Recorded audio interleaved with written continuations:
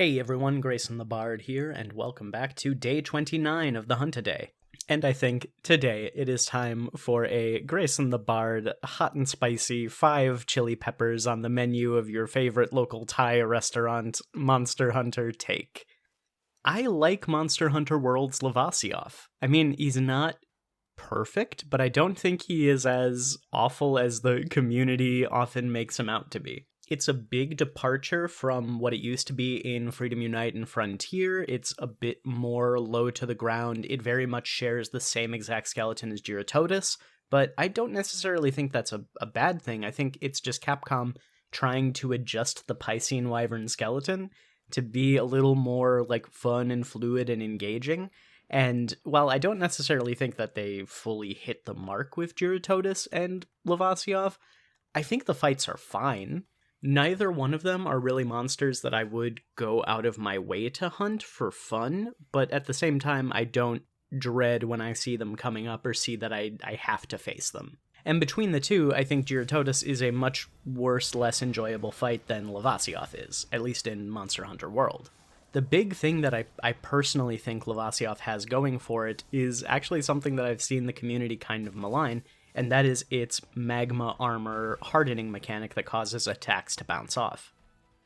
See, Capcom gave Lavasioth in World Agnaktor's mechanic from Monster Hunter Tri and 3 Ultimate, where as it swims around, uses its fire attacks, whatever,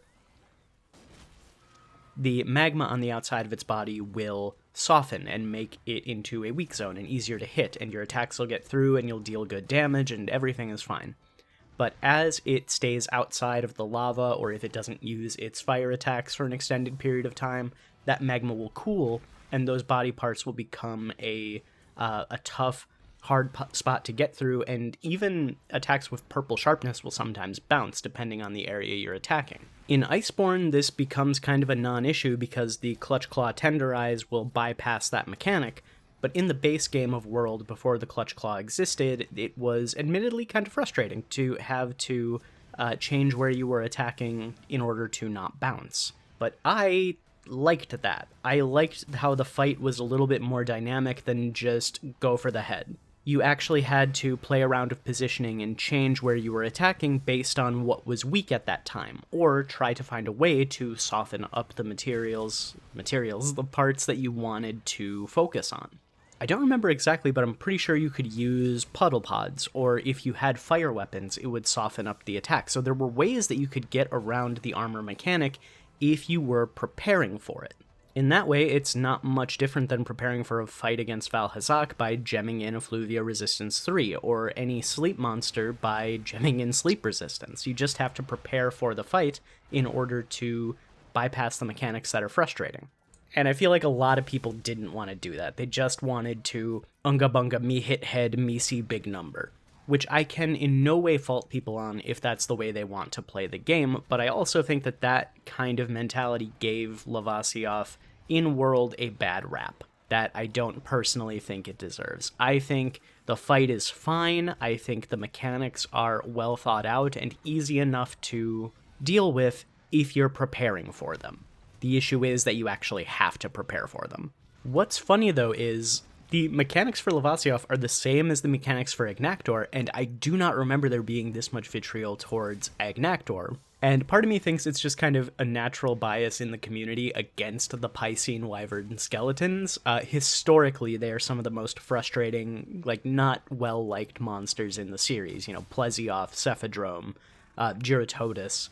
They're all kind of the black sheep of the Monster Hunter family, and I think that might be part of what's coloring people's opinions on Lavasioth as well. But anyway, enough of my very good, very true takes that nobody can argue with. Let's get into whether or not we're going to see Lavasioth return in the future. I think we will. I think Capcom likes the Piscine Wyvern skeleton. I think they're trying to make those fights more enjoyable. And I think Lavasioth is an easy enough monster to slot into that Piscine slot and any volcano area, where it can kind of feel like a higher level monster while still being easy enough for people to take out if they prepare well enough. Now, do I think it's going to be a returning monster in Wilds? I don't think so. I think after World and the negative reception that people had to Lavasioth in World, I think they're going to give it a little more time in the oven before they bring it back. But who knows? Maybe they have been working on it stealthily in the background as well. They made the Gyaradotus fight more interesting in Rise, slightly, kind of-ish. So maybe they'll just use that same framework again and have Lavasioth in there.